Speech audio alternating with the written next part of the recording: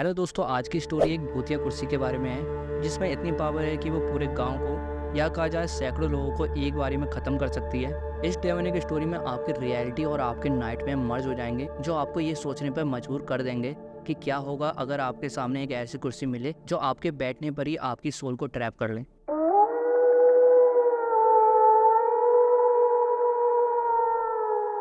इस स्टोरी की शुरुआत होती है एक तांत्रिक से। ये तांत्रिक अपने तांत्रिक विद्या के लिए बहुत ही ज़्यादा जाना जाता है। इतना जाना जाता है कि बहुत से गांव के लोग उसके पास आते हैं काला जादू कराने के लिए। और आपको ये तो पता होगा कि जितने भी लोग काला जादू करते हैं या कराते हैं वो लोग दिल से अच्छे नहीं होते हैं।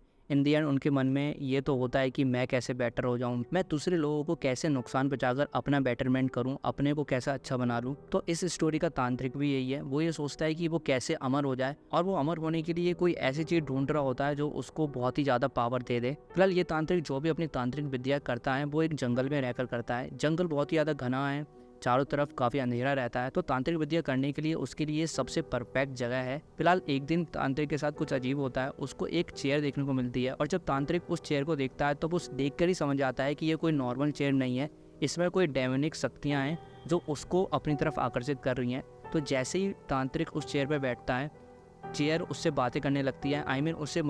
उसके मन में ऐसे ख्याल आने लगती है कि वो उसको ऐसे ऐसे पावर दे सकती है जो वो बहुत सालों से मांग रहा था। तो इसी दौरान ये कुर्सी उसको बताती है कि तुमको बहुत से गाँव की आत्मा उसको फीड करनी होगी, तब जाकर वो उसको वो चीज़ देगी जो वो इतने सालों से मांग रहा है। अब तांत्रिक भी बात मान जाता है और वो रेडी हो जाता है गाँव लोगों की सोल को उस कुर्सी को फीड करने के लिए।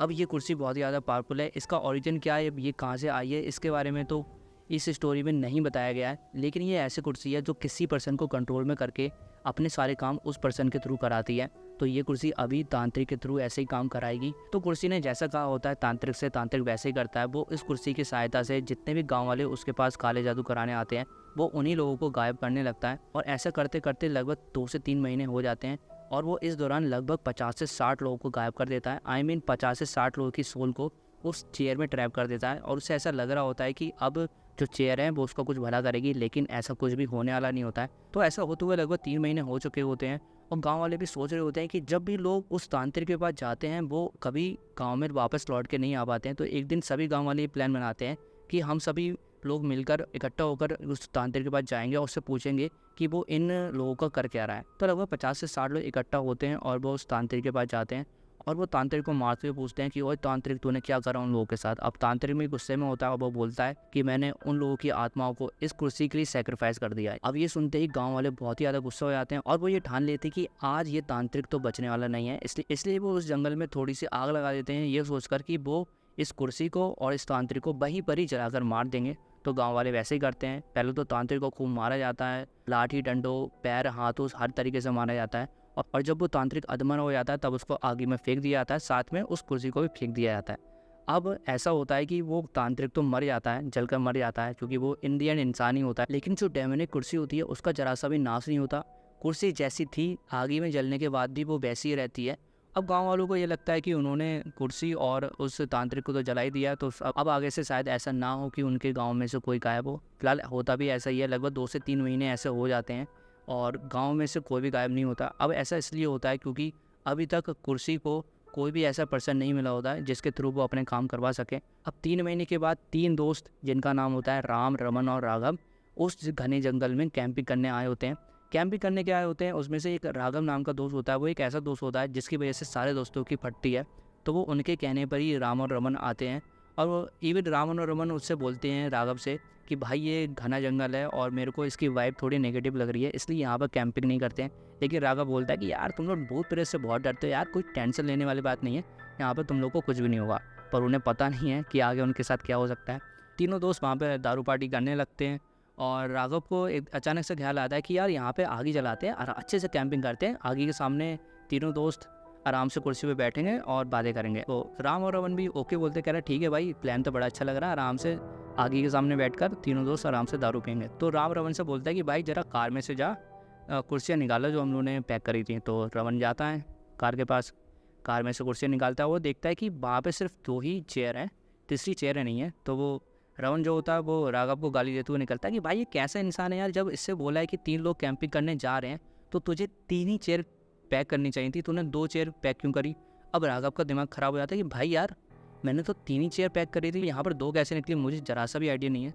पर ऐसा हो सकता है कि मेरी तरफ से गलती हो, मैं अपनी गलती मान रहा हूँ, आई एम सॉरी।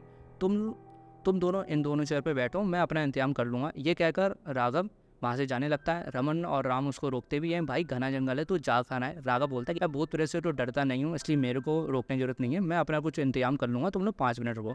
ऐसा कहकर राघव वहाँ से जाने लगता है और ये सोच रहा होता है कि ऐसा कैसे हो सकता है कि मैंने अपने घर में 3 चेयर ही पैक करी थी, यहाँ पे 2 ही कैसे निकली। तो उसका ये भी ध्यान आता है कि ऐसा हो सकता है कि शायद जिस होटल में वो रुके थे वहाँ पर किसी ने निकाल ली हो या वहीं पर ही वो भूल गए हों। ऐसा कहकर वो अपने गाने वगैरह सुनने लगता है और वो लगभग उसको चलते चलते 15 मिनट हो जाते हैं और वो अपने कैंप से लगभग 1 किलोमीटर आगे आ चुका होता है, बिल्कुल घने जंगल में। और फिर उसको अचानक से वो कुर्सी देखने को मिलती है, वो डेमोनिक चेयर देखने को मिलती है। अब राघव उस कुर्सी को देखकर सच में पागल हो जाता है, वो खुश हो जाता है, कह रहा है एक तरफ तो मेरी कुर्सी एक चुर गई या खो गई वो नहीं पता, पर दूसरी तरफ मेरे को कुर्सी मिल गई मेरे बैठने के लिए।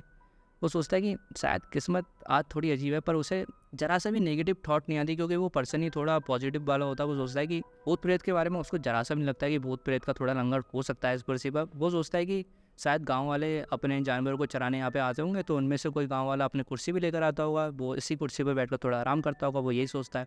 तो वो क्या करता है, उसी डेमनिक चेयर को अब उठाता है और कैंप की तरफ ले जाता है। अब जब वो कैंप पर आता है तो राम और रमन भी काफ़ी देखकर चौंक जाते हैं कि इसको इतने घने जंगल में से इतनी अच्छी कुर्सी कैसे मिल गई। तो वो उस कुर्सी को आगे के सामने रखता है और जैसे ही बैठता है उसको ऐसा लगता है कि उसकी बॉडी में कोई सोल एंटर हुई है और फिर उसका अपनी बॉडी पर जरा सा भी कंट्रोल नहीं रहता।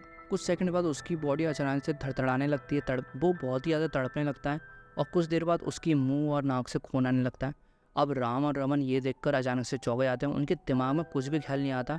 राम रमन से तुरंत बोलता है कि भाई इसके साथ कुछ गलत हो गया है, तो यहाँ पर रुक अकेले इसके साथ, मैं कोई मदद लेके आता हूँ, शायद मेरे को कोई यहाँ पे गांव मिल जाए या हॉस्पिटल मिल जाए, तो मैं हॉस्पिटल से कोई मदद लेके आता हूँ। ऐसा सीन होता है कि वहाँ पे ऐसा घना जंगल होता है, तो वहाँ पे मोबाइल वगैरह के भी सिग्नल नहीं आ रहे होते, हेल्प वगैरह मंगवा सके अपने लिए। तो राम वहाँ से अपनी कार लेकर निकल जाता है मदद के लिए, राघव की मदद के लिए, और रमन वहीं पर रुकता है। और उसको थोड़ी देर गाड़ी चलाने के बाद एक दूर गाँव दिखता है।